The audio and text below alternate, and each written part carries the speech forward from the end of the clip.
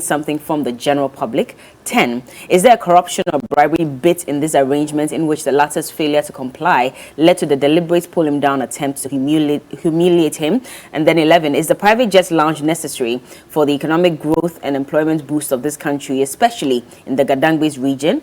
Is this targeted plot not an attack on the growth of private indigenous businesses? And it's signed by Nia Iteama. He's a convener for Gadangme Elites. Okay. Also by Neodate Osro Majemabu, Executive Secretary, Gadangbe Elite, and Nick Bakpo Zoomstar. He's the organizer and press secretary. And so, some of the questions I must say. But these are very legitimate questions, though. Very legitimate questions. And yesterday, when we're running over this issue, we asked some of these questions. I mean, for it to get to the launch, or let me say, for it to get to a stage where it's been launched, I mean, there was a grand scenery. We all saw it. And at the end of the day, you release a statement to say that what? He disobeyed the rules and regulations. He was not in touch with management and all that the statement said. I don't know. I find it a bit weird. I find it weird too. Especially at that point when they said that, and I'll just read it. We only became aware of your construction activities during routine security patrols. And we had to ask you to stop. On your during own routine premises. Security patrols. On your own Which is why they're asking that, is the Ghana Airports Company so porous that anything at all can happen without you citing and seeing it? And you only go on routine checks for you to see. I mean, so for me, it was when they released that first statement and I started asking a lot of questions because I was wondering, can I just walk into the Ghana Airports Company Limited? Can I just walk onto their lands and decide to build? You can't. Is that something they are not telling us? And it's both sides, by the way. So I'm not absolving anyone of blame. I'm just asking from both sides. There's something that's going on behind the scenes that we are not privy. But these are legitimate questions. Otherwise, it doesn't make sense how they sat and allowed him to construct the terminal or renovate it, go ahead to even invite people. Exactly. Look at the numbers that were at the terminal. And they're saying that, so if we had, you know, one of the most respected elders in the Gadangme community there, and you people decided to act the way you did, because we're told that there were some security men that were sent to the premises, that is an affront to the Gadangme culture. And it means that you have really disrespected. In the presence, traditionally, in the presence of a king or a chief, you don't do that. If it was another king or chief in another region, would you do that? And especially from the Ashanti kingdom, would we have even had the effrontery to send security men to halt the launch of, you know, the private lounge? So these are questions that they are asking. And they're very legitimate. Very legitimate questions. I won't lie. Yeah. Let's know what you also think. Hashtag TV3Newday. Our WhatsApp lines are active. And then you can send us messages across all our social media platforms, Instagram, Facebook, and Twitter also. Let's know what you think. Are you touching on it during the big issue? Well, not exactly this morning. Maybe briefly. I mean, E-levy is still very topical, and so we'll get into that, especially on the back of yesterday's town hall meeting. There was something that the finance minister said that you can only have the moral right to go back to the IMF. Not even that, moral right to question government on what they're doing for you if you are paying taxes. E-levy and I was just wondering, because we've been paying taxes for so long. So as now, are you saying that we don't have the moral right to be asking you why the CST, for example, we are not being given any account of how much was raised at every point, how many jobs were created? All we've heard from government appointees and communicators are that it was used to support the YEA, the NEIP, and some vulnerable people in society. But how much went into all these, you know, projects, and how many people got jobs as a result of that? If we get answers to those things, if we get answers as to why there are still leakages, 540 million Ghana cedis leaked, you know, when we were undervaluing cocoa, you know, paste and all of that. So if we're doing all this and we're getting things wrong, and you're explaining to us and now telling us that you only have the moral right when you start paying a tax like E-levy, then it's a big worry. You heard the president also speak yesterday, right? He did. And I don't know, word on the streets is many people are unhappy when he made the statement with the phrase unnecessary disputation. I mean, many people are worried that why would the first gentleman of the land actually say that there has been unnecessary disputation out of this whole E-levy brouhaha? So aren't the concerns of the citizens legitimate? And if they are or aren't, why would you even say it's been an unnecessary disputation? So that's word on the streets. Many people are unhappy. We don't know what you feel or how you also feel about the statement that the president made yesterday, but let us know. Let's know what you think. Let's know what your thoughts are. Hashtag TV3. Absolutely. And Coco, if you have that video, maybe we could just play it back quickly for those who may have missed it. The president spoke on this yesterday, and he was explaining why it's going to be very difficult moving forward to go back to the IMF to keep borrowing when we can generate funds internally and domestically. And exactly that point that Cookie touched on as well, that there's been unnecessary disputation. But regardless, you know, we need to balance our fiscal deficits, which is why we need to introduce the E-levy as well. So, help me out. Which part of it has been unnecessary? Concerns that people are raising? Is it the rate of 1.75, trying to push it down to 1 or 1.5? Is it the inadequate education about it that has gone on? Well, we are starting to see town hall meetings. This is about the third one that's been organized, and if what we are told is anything to go, this is the second one, right? If what we are told is anything to go by, then maybe as time goes on, it would go into the other regions. But word on the streets is yesterday it wasn't easy. In Takrady, it wasn't easy at all. Many people were not having it yesterday. If you were on grounds, then I'm sure you've picked up information right now that yesterday many people were resisting and asking a whole lot of questions. So I'm concerned which part of it has been unnecessary, that the taxpayer is asking why an additional tax is being added, why it's 1.75, and why it should be taxed on Momo transactions and other bank transactions as well. I don't know if that part is what we call unnecessary, but of course we can discuss that. It's also left to you to let us know what your thoughts are. I'm sure the president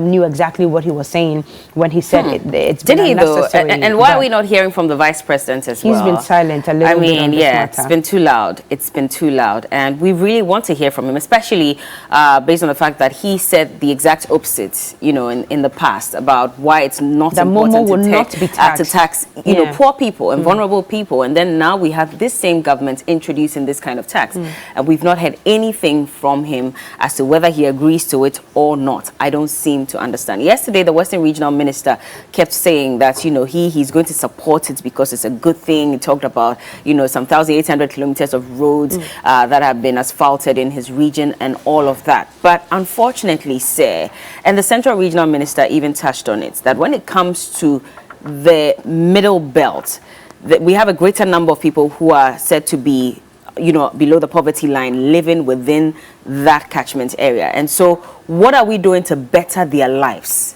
Okay, and at the same time, if we're doing that, and that conversation about if you don't have 100 Ghana cedis in your Momo wallets, then you're poor. If you don't have, I mean, if you have less than 100 Ghana cedis, then you're poor. There are people, markets, women, there's Kotokraba, there's all these markets in the central and western region, and these women may have to cough up some 500 Ghana cedis so they can transfer to whoever is bringing in tomatoes, whoever is bringing whatever food stuff to them. And tomatoes, I mean, if you see the whole pack going for a lot of money. So I think 2 days ago, I was driving by, you know, these small trucks that would normally convey them from wherever or from Accra Central to the various markets. So I asked for the price of one. It's now 800 Ghana cedis. Exactly. The box of tomatoes. And even in the box from where I was seated in my car, I could see almost a number of them rotting.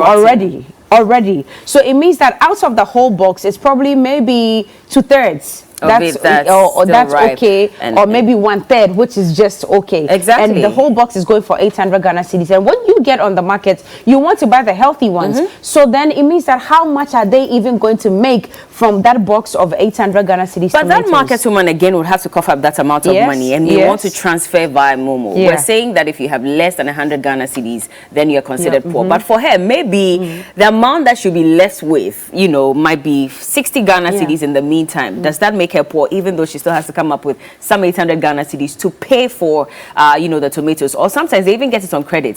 They sell it and then they pay back. And they're left with very little profit off it. And so if you look at their profits, and that's probably some 70 Ghana cedis, you call her poor, but she's also transacting business this way. Is she going to have to pay extra? So if in the past she was making 70 Ghana cedis out of whatever amount that she was making from selling tomatoes, now she has to pay extra of that 70 Ghana cedis for E-levy. How much is she going to be left with for her family, for herself?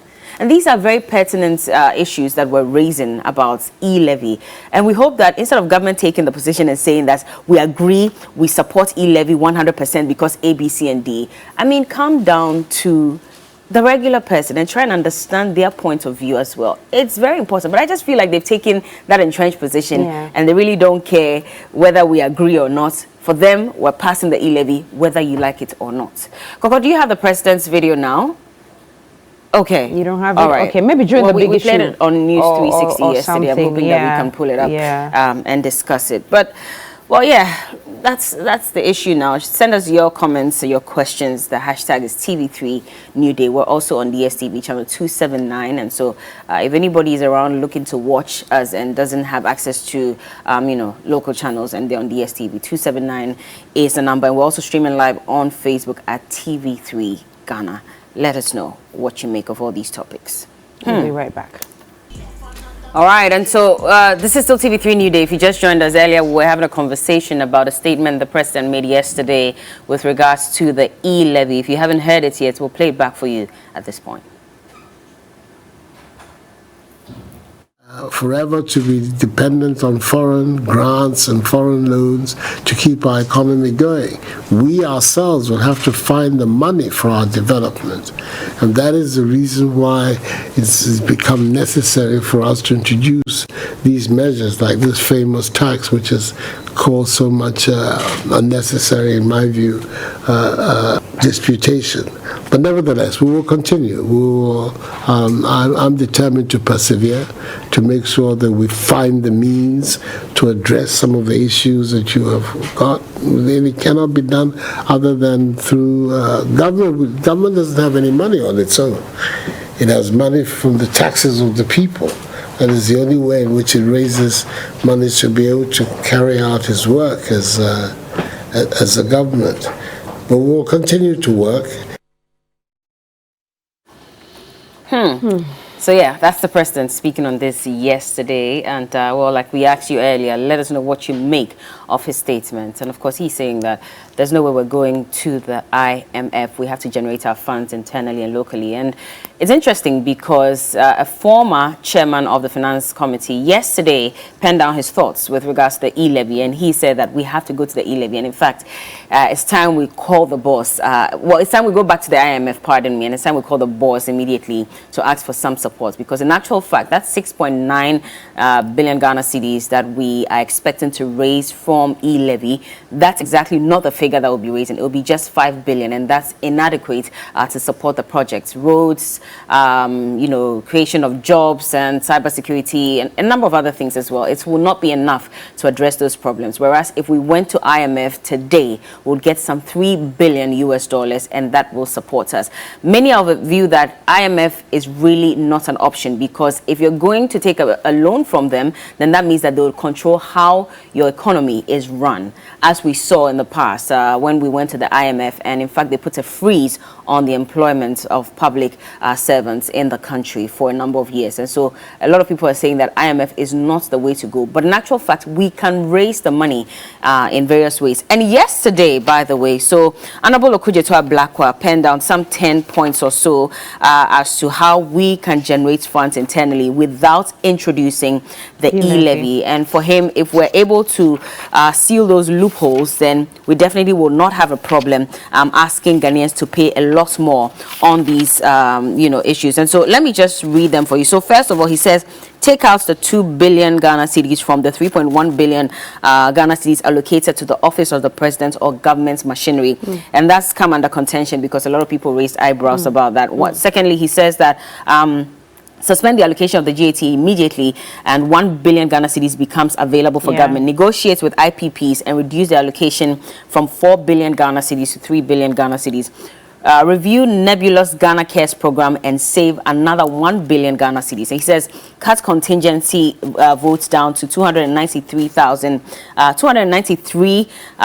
million and free up 700 million Ghana cedis. 5, Agenda 111. He says, pull the brakes on that and save some 518 million Ghana cedis. I'm not sure that governments would want to pull the brakes on Agenda 111, by the way. He says, a slash by half the allocation to the National Security Ministry and gain some 400 billion Ghana cedis. In fact, that's what's on the screen at the moment. And number 8 says government should sacrifice 200 million cedis from its 600 million Ghana cedis allocation. That's number 8. And number 9, place on hold the hazy mortgage financing scheme at the Ministry of Finance and save some 100 million Ghana cedis. He says, put the above expenditure cuts together and government immediately raises a handsome 6.918 billion, which exceeds the E-levy projections. There's a clear alternative to the killer E-levy if only President Akufo-Addo and his team would be sensitive enough to the plight of suffering Ghanaians and contain their appetite for profligacy. And that is the MP for North Tongue, Honorable Samuel Okudzeto Ablakwa. Well, so that's his alternative for saving Ghana a whole lot of money regarding taxes. Well, in the face of all of this, it looks like the GRA is preparing to actually go ahead with the collection of the E-levy, and it started to send messages and communiques to some of their partners, including the ARB Apex Bank. And this is what the letter says. It says, preparation towards the implementation of the electronic transfer levy in a phased approach. Now it says the government of Ghana, through its 2022 budget statement, intends to introduce an electronic transfer levy on all applicable electronic transfers. As you may be aware, the electronic transfer levy is under consideration by Parliament. While we await the passage of the bill into law, I wish to inform you to hold yourselves in readiness for the implementation of the levy in 3 phases as soon as the bill is passed into law. The GRA is currently developing monitoring platforms for the full implementation of the E-levy and would be inviting you to collaborate with its technical team in this respect. Attached herewith is a schedule detailing the various phases and what you will be required to do under each phase of the implementation. So GRA is already sending letters to banks and its partners in readiness for the collection of the E-levy. It looks like they have some information that we do not have yet. If what I'm reading is anything to go by, then it means that by all means this E-levy will be passed, so they are in readiness for it. Now let's go through some of the transactions that E-levy would cover. Now the first one, which has been a bone of contention that most people know, is the mobile transfers between accounts on the same electronic money issuer. Now the second will be mobile money transfers from an account. So yesterday, interestingly, I tried to move money from my Momo to my bank account. So I called the bank and I said, okay, so when E-levy starts, would I be charged? And they said, yes, they will charge you if you're moving money from your own Momo to your own bank account. Yeah. Once it's different platforms, you're saying that it will be charged. It's only when you're moving from one so my own money. Mobile money. I'm not paying anybody. Another, I'm not paying anybody. I'm not transferring money to anybody. I'm just transferring from different platforms, and I will be charged. So yesterday, that's what my bank told me, and I was perturbed. And with all due respect, Mr. President, I don't know if this is the unnecessary disputation. If we've got questions like this to ask, I'm not sure if that's what you meant. But of course, we stand to be corrected, and we seek more clarification from you. The third that will be levied would also be transfers from bank accounts to, so like yesterday, what I did, transfers from bank accounts to mobile money accounts, and then transfer from mobile money accounts to bank accounts, and then bank transfers on all digital platforms or application originating from a bank account belonging to an individual or to another individual. This will be tight, in all honesty. This will be tight. But what's the argument? Are we still dwelling on 1.75? Because the GRA is still quoting 1.75. They are not quoting all the letters that they are sending to their partners. They are still quoting 1.75. They are not even quoting 1.5. Well, I mean, we have to go by what the finance minister said. And yesterday he touched on it again during the town hall meeting. Where he said that they listened to our concerns and decided to reduce it to 1.5%. Okay. And so I guess that a formal communication, if it's not been done already, will be sent to... I would excuse the GI because this letter was dated on the 31st of January anyway, and yesterday was the 2nd of February. So yes, a few days had elapsed before the finance minister's announcement of 1.5 going forward. So we'll bring you all the updates. Another interesting thing that has come up, by the way, yesterday, so the CDD organized a media briefing where they updated us on some research that they had conducted, and it indicated that, in fact, some 9 people who are funding political parties are engaged in some, wrongdoing one way or the other. And so let's just give you those details. So when it came to monetization, which is something that they said they weren't even looking out for, but it came up in the course of their research when it comes to how much presidential candidates have to pay if they want to run for president in the country. It will cost you $100 million US dollars. Yeah. And, you know, when they interacted with some of these people that they were researching on it, they said that if you don't have it, don't come. And unfortunately, a lot of women will not be able to raise this hefty amount of money, and so they may not be able to run for president, which is why we haven't seen a number of them come up. In fact, many women come up. But then it says that if you want to be an MP or you want to run in the primaries, then you need to have some 4 million Ghana cedis. That's 693,000 US dollars. Wow. That's what is required for you to run in the primaries. To be an MP? Yes, and in the primaries and the MP position. Wow. And this price has increased from 389,803 Ghana cedis, or the equivalent of 85,000 US dollars from a study that was conducted in 2018. So from 2018 up until now, that's how much difference there is in running for the primaries. In 2018 it was 85,000 US dollars. Yes. And now it's at the moment, and they studied, you know, up to the 2020 elections, and now it is going for 693,000 US dollars. Why that jump? Exactly. And these people may not necessarily have the money to fund their campaign and to fund their political ambitions. And so 85,000 US there are dollars. businessmen and women who may fund, but when they fund you as well, it comes with a caveat. That means that you have to, you know, help me run my business, give me contracts and all when of that. When you come into office. And that's where the problem is, because they're saying that a number of these businessmen are involved in galamsey and all kinds of other illegal businesses. So when they intend come into office, they are not able to attack these people because they are financiers. Yeah. So it's illegal mining, illegal oil distribution, and fraudulent business.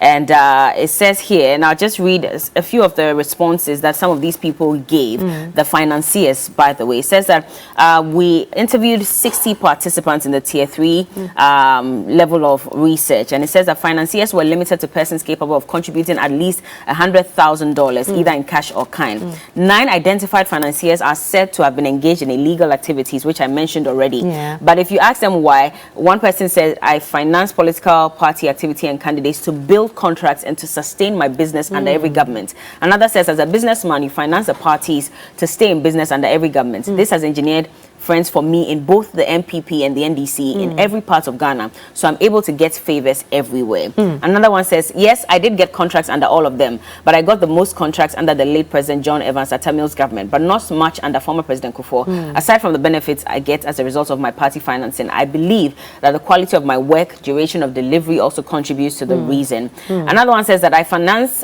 candidates for president and parliament on the tickets of both the NDC and MPP to ensure that I get new contracts and protect the contracts that I received from the previous government if there is a change of government. So far, things have been good for me and my business. Wow. So that's the situation on the ground. It's not as if we didn't know that this was actually happening, but to even know how much money people have to raise to be able to run in the primaries. And that is why that is why we hear people getting contracts and you wonder, but they don't even have the wherewithal to run these projects. How are they getting these contracts? It's payback time, baby girl. But we're not going to move forward because if I'm investing $100,000 US dollars in you, I'm coming for that project because I want to make my money back, not because I want to develop. Which is why we see roads that are constructed and within the next day, a month or two, when it rains heavily once, you see potholes in there and you're asking questions. Ghana. Anyway, we'll be back. With a lot more. We'll be back, yes. Keep watching.